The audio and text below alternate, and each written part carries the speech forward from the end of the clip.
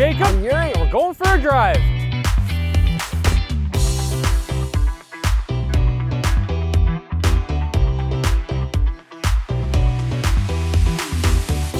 '24 Audi SQ8. Sportback E-tron with boost mode.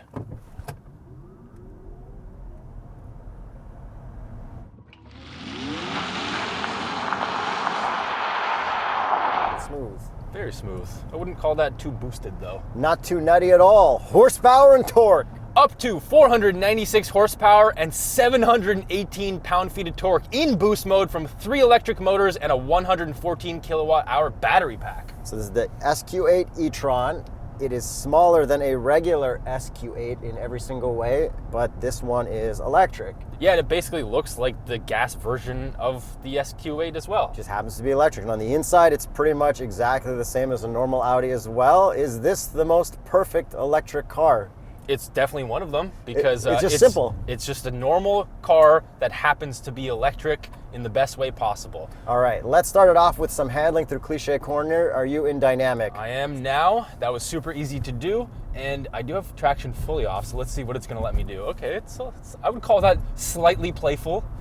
Not bad, but it's definitely reeling me in. You can tell that it's not like really off, which I didn't expect it to be. And It's pretty good. That's pretty good. We had a fresh snowfall in Toronto, and I was driving through, floored it with one traction off, and it was like the perfect amount of like easy Tokyo drifting. Yeah, and we might not be feeling the full power of this car right now because we're approximately 30% battery. Yuri tried to charge it at multiple stations, couldn't charge it. We're not going to go on about that. It's an electric car, same old thing.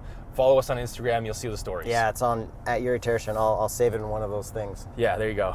But yeah, so we're not full boost mode or even close to that. I'm sure this is faster. It's got tri-motor, but right now, but even at like almost full, it's great. It's not crazy fast. It's not dizzy fast. No, it's just great. So if this was fully charged, 0 to 60 is around 4.5 seconds, which is pretty quick for a thing this big. And then do you have the numbers for how fast it can charge? I do actually. 10 to 80% in approximately 31 minutes. That's completely theoretical based on charging at 170 kilowatts if you can get that speed. Yeah, the 150s wouldn't let me charge past 100 and the 300 Hey, that's on Instagram. Broken record, I know. Yeah, I know. We're tired of saying the same old thing with these electric cars. You know there's a gas version of this. Go to tsp.truecar.com and look for that gas version of this. Yes, the SQ8 or even the RSQ8. That thing rips. Okay, what else? Battery range. So you can get up to 409 kilometers, which is quite a bit. However, it is winter right now, basically just at freezing. And from 50% battery when we started this video, the car had about 140 kilometers. Okay, Canadians only, I need you to leave a comment. What is the Fahrenheit temperature of freezing? Americans, you're not allowed to chime in. Only Canadians guessing. I think I know, but I'm going to let everyone guess. Okay, put in your comment. It's like 33 or something? I think it's 36. Ah, close enough. Or 34. Still doesn't make any sense. Or 32.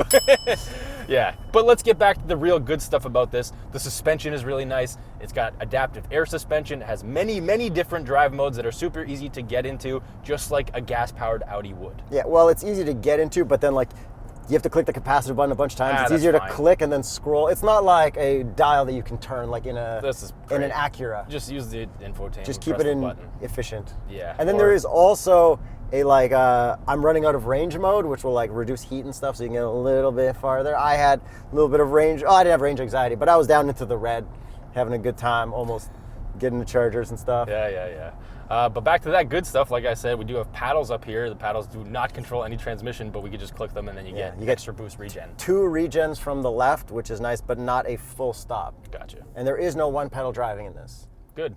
But back to that suspension, because I like it so much. It is adaptive, like I said, so it doesn't have that bouncy feeling like a lot of coil spring electric cars do. Yeah, it's perfect. You need air suspension to solve that battery issue in most cars, unless it's a Mustang Mach-E GT with the Magneride. Yeah, this is, I think, perfect electric car, heavy electric car suspension. Yeah, and then the steering is like heavier than I expected it to be for an EV. Feels nice. Yeah, it's great though, but it's just heavier than I expected. And then we have a nice normal non-Alcantara steering wheel, which is heated. You have 6 seconds to turn on your heated steering wheel. Ready, set, go.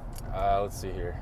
I don't even know where it is. 3, 4, back here? 5, 6. Wrong. 3 buttons Oh, yeah. on your screen. Click on it. See, it's Sorry. on already. It does not feel like it's on. The other Audi that I'm driving doesn't have that, so I forgot. It's got heated seats, no ventilated seats, no massage in this. Yeah, which I kind of wouldn't expect, but I it think would be you can nice. I think you can have massage in here, which I'm kind of slightly disappointed. Over the bump.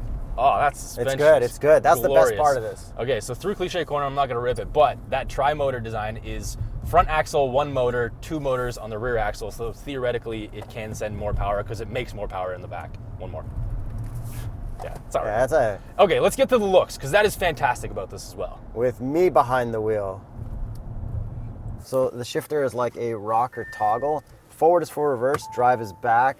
And I have caught myself putting it in the wrong thing multiple times and almost plowed directly into an Electrify Canada charger, thinking I was in reverse. This is about the only weird Audi thing that's electric for the sake of being electric and different. But it's the coolest weird shifter I've ever experienced in a while. I agree.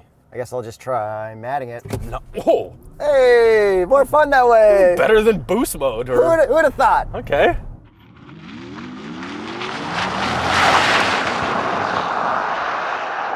Damn, that's quick for me. Hey! See, this is why there's 2 of us reviewing, because we do stuff differently. Yeah, that was cool. Subscribe for the best, most authentic car review channel in the world. And for suffering filming in the winter. Yeah, it's cool. Well, it's 36 degrees Fahrenheit and my fingies are cold. Yeah, well. On the phone with Electrify Canada trying to get the chargers to work. And Yuri filmed some of the static shots of this thing parked at the charging station because it took so long to get to that. Yeah. Now let's get to the looks. It looks good. Looks like great. a nice normal Audi. It's like not exciting or anything. In a good way, though. Yeah, I mean, like, here's the thing. I like this Audi. I like almost everything about it. It's just the looks do nothing for me emotionally, which kind of sucks. Yeah, I mean, it's an electric car. Like, what emotion No, is but like, there? no Audi really.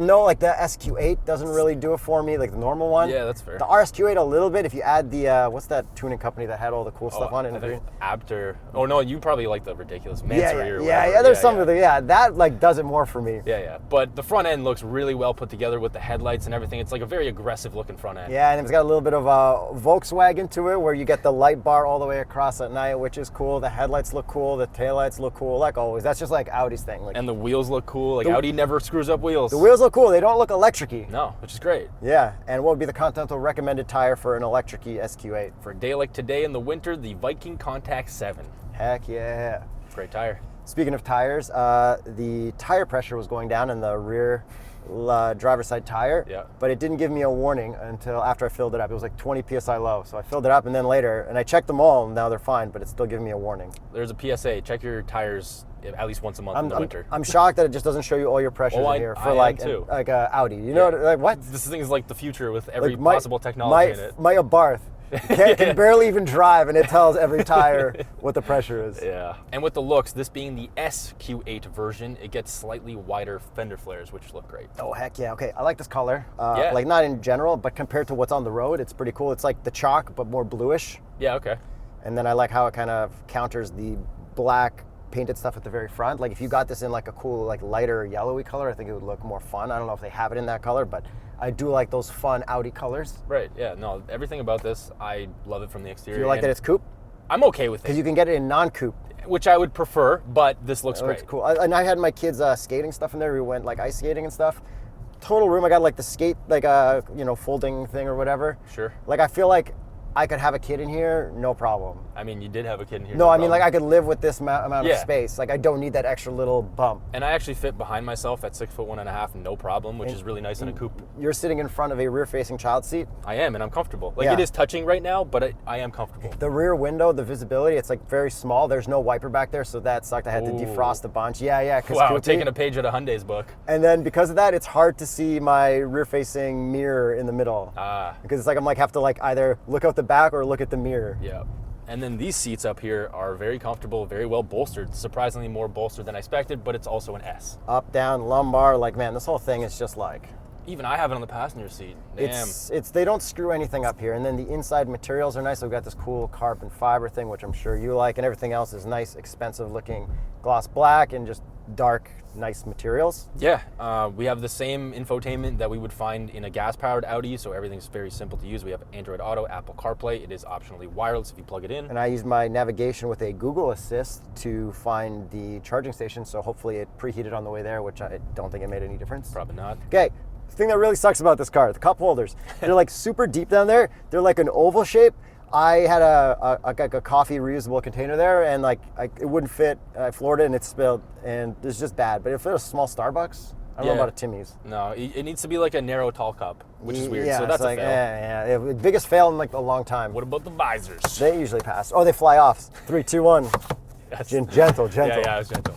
Other cool things that this has, adaptive cruise and lane centering, but it does not work fantastically. It works all right. I feel like it pulls a bit and does weird things. I don't think this has the same level of traffic jam assist as the RS7 that we also have right now. I think that one's really good. Now my favorite system, we got rear peasant blockers, which is really cool. Heck yeah. And then, one of my favorite features, back to the wired CarPlay. Okay. If you leave your car plugged in, when you get out, it's like, you left your phone plugged in or some crap like that. And I'm like, this has saved me from like walking back and forth like 4 times. I love that feature. Yeah, I think a lot of Audis, if not all of them, do that. It is great.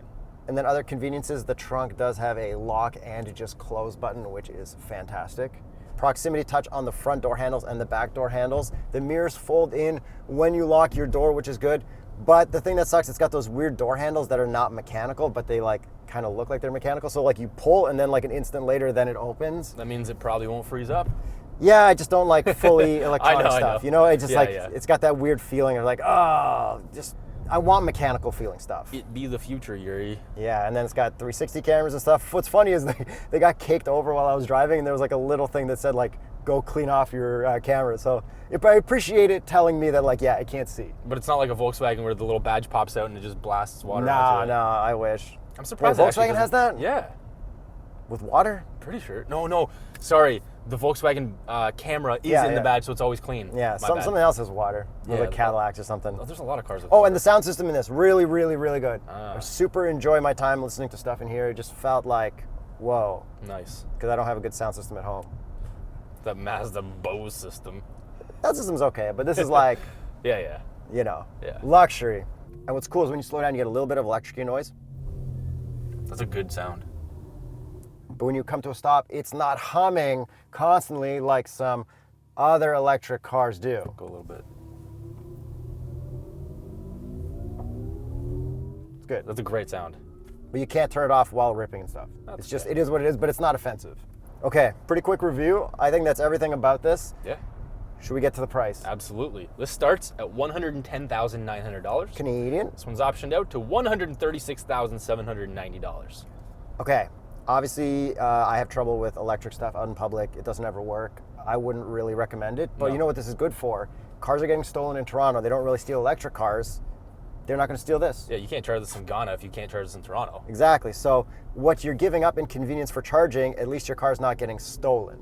Oh, and fun fact, this also includes 4 years or 1,400 kilowatts or kilowatt hours of Electrify Canada charging. It doesn't even work. That's why it's a fun fact. I'm giving free imagination points away when you subscribe to the Straight Pipes. Just whatever. You For 4 years. You can have 1,400 of them or 4 years. Whatever imagination points come first. Yeah. But anyways, I really like this thing. If you can deal with charging, you can charge it at home. You got a charger, you don't go any distances, and you just deal with BS charging, then it's great. Best electric normal SUV. 2 thumbs up. Well, I'm giving it 1. Sure. My other thumb is frozen from being on call waiting with Electrify Canada. All right, side by thumbs then. Thanks for watching. Thanks for subscribing.